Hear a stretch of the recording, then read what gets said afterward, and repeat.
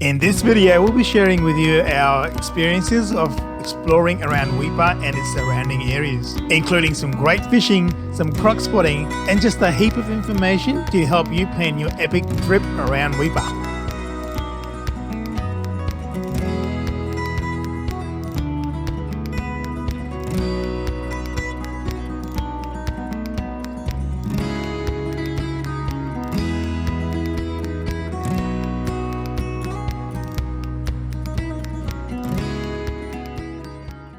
We came into Weipa and settled down into the house, which will be our home for the month to come. Like with the rest of our Cape and Torres Strait trip, most of our time was spent fishing and exploring. One of our regular spots that produce some good fish is the refueling wharf in Evans Landing. This wharf makes a really good platform if you have kids, as the handrails are there to stop them falling into the water. And you definitely want to avoid that, because just like everywhere else around Weipa where there's water, there's crocodiles. This little spit just west of the refueling wharf is an awesome place to enjoy a sunset, with plenty of beach to have a play on that's well away from the water and those crocodiles.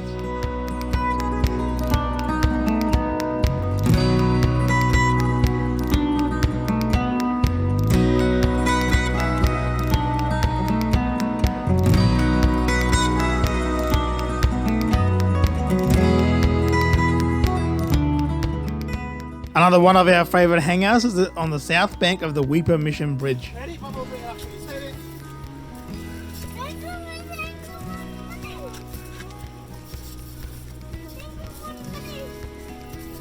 What did you catch? Are you sure? Oh, yay! What is it? Oh my god. Wow!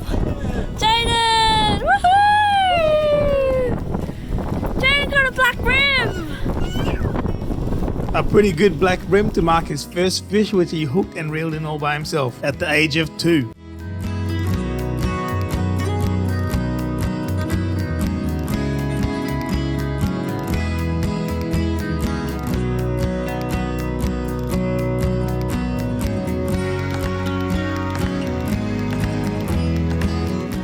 You do have to be very careful at this spot though, because there is a very large resident saltwater crocodile and he frequently comes right up to the shore.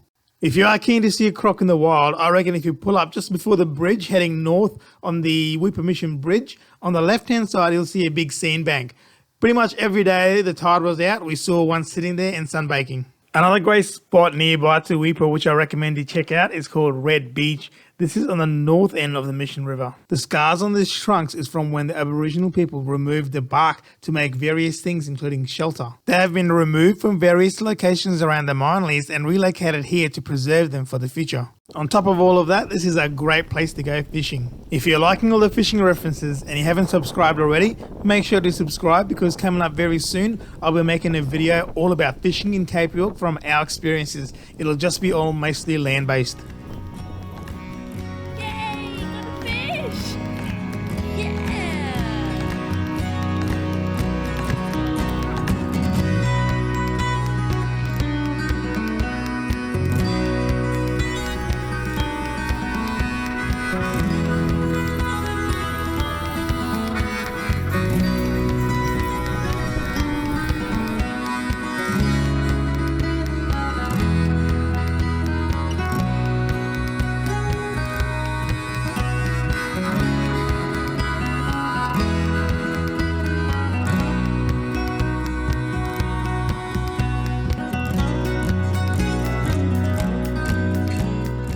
Heading north on the road to Mapoon, we came across this fella. Seemed oddly out of place. I put him away from the road in the hopes that it may stop him from getting crushed by a passing car. When I was talking to the locals about it, I found out that they actually eat them and they're quite a delicacy up here. We went up north from Weipa to explore the Pennefather river area. After airing down, we hit the beach and started driving towards the river mouth to check it all out. This area offers some incredible camping sites. For us, however, it was just a bit of a poke around, a bit of reconnaissance for a future trip maybe. The beaches up here are dotted with turtle nests, so you got to be very careful when you're driving around. Most of them have been marked out properly so you can avoid them quite easily. If you do plan on coming to camp here, you just got to make sure you get permission from the relevant authorities.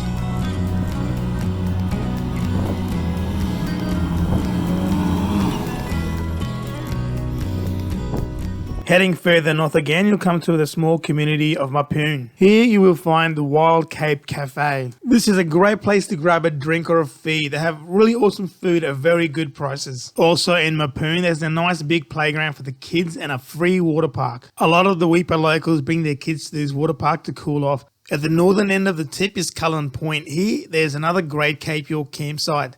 It's got toilet facilities there too. And the location is supposed to be pretty good for fishing. However, I didn't manage to catch anything while I was there. During our stay in Weipa, we were lucky enough to be visited by Ashlyn's parents. They had driven all the way up from Harvey Bay to come see us. And together, we went camping at Elliot Falls. We already have a video out just on this trip, and I'll put the link in the description below if you're interested. We were lucky enough to be in Weipa during the Weipa Rodeo. We all went out and checked it out, and it was a great time for everyone, some more than others.